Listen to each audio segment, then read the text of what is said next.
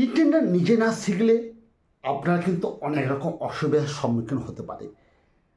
আপনি একজন কন্ট্রাক্টর, আপনি নিজে ই টেন্ডার সম্পর্কে আপনার নলেজ নেই। ই টেন্ডার সম্পর্কে নলেজ না থাকার জন্য আপনাকে অনেক রকম অসুবিধার সম্মুখীন হতে পারে।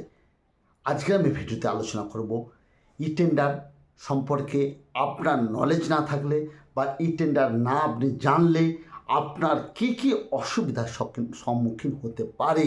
নমস্কার, আমি পুলক গাউনিয়া, ই টেন্ডার এক্সপার্ট এবং ট্যাক্স কনসালটেন্ট। আমি দীর্ঘদিন ধরে ই টেন্ডার করে আসছি এবং ই টেন্ডার শিখিয়ে আসছি, কিন্তু আমার এই প্র্যাকটিস লাইফে এসে আমার কিছু অভিজ্ঞতার সম্মুখীন হতে হয়েছে, যা আজকের আমি আপনাদের সঙ্গে ডিসকাস করছি। আপনি একজন কন্ট্রাক্টর, আপনাকে অনেক সময় নষ্ট করে আপনাকে অনেক দূরে যেতে হচ্ছে ই টেন্ডার করার জন্য। কারণ আপনি নিজে যেমন ই টেন্ডার জানেন না, আপনার কাছাকাছি কোনো ই টেন্ডার এক্সপার্ট নেই। তার ফলে আপনাকে 5-7 কিলোমিটার দূরে গিয়ে আপনাকে ই টেন্ডার ড্রপ করতে হচ্ছে। এতে আপনার সময় নষ্ট হচ্ছে। আপনি সেখানে গেলেন, সেখানে গিয়ে দেখলেন লম্বা লাইন পড়ে রয়েছে, কারণ ওই এলাকায় একজন কিংবা দুজন ই টেন্ডার জানে। তার কাছে প্রত্যেক দিনে যে হারে টেন্ডার পাবলিশ হচ্ছে, তার ফলে তার কাছে লম্বা লাইন পড়ে রয়েছে। সেখানে কিন্তু আপনার সময় নষ্ট হচ্ছে। 2 নম্বর,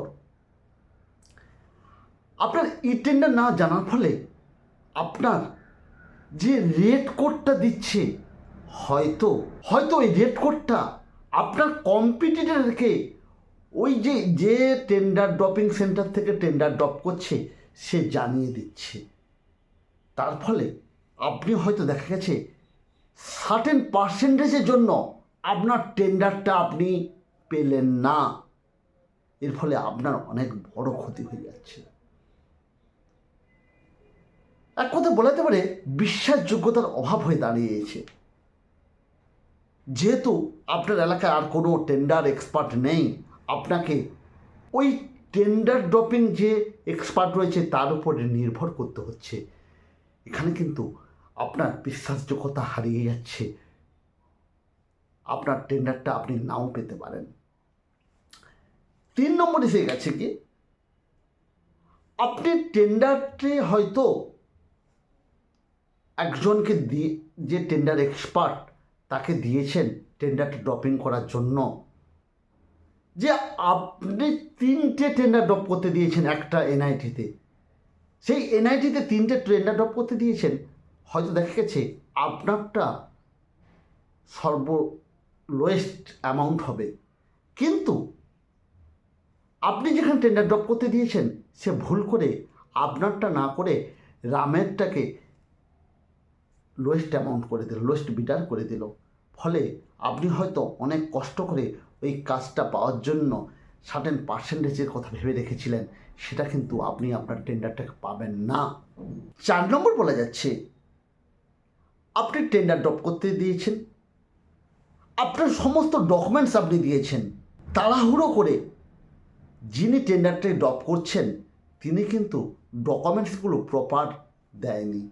অর্থাৎ আপনি যে ক্রেডেনশিয়াল দিয়েছিলেন সেই ক্রেডেনশিয়ালটা সেখানে আপলোড করেনি। কেন আপলোড করতে গেলে সেই টেন্ডার যিনি ড্রপিং করছেন তিনার হাতে হয়তো সময় নেই, সে হয়তো প্রপার না দেখেও আপলোড করে দিয়েছে। তার ফলে কিন্তু আপনার ওই ক্রেডেনশিয়ালটা না থাকার জন্য আপনার টেন্ডারটাকে ক্যান্সেল করে দিতে পারে।